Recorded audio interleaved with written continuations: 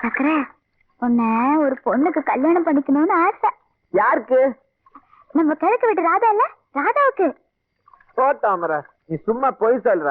இல்ல, நான் நெசமாதான் சொல்றேன். ராதா என்கிட்ட சொன்னா.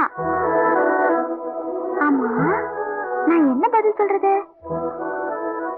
சக்கரைக்கு சம்மதம் சொல்லிட்டுமா? வேணாம், ஏன்? எனக்கு நீ தான் வேணும்.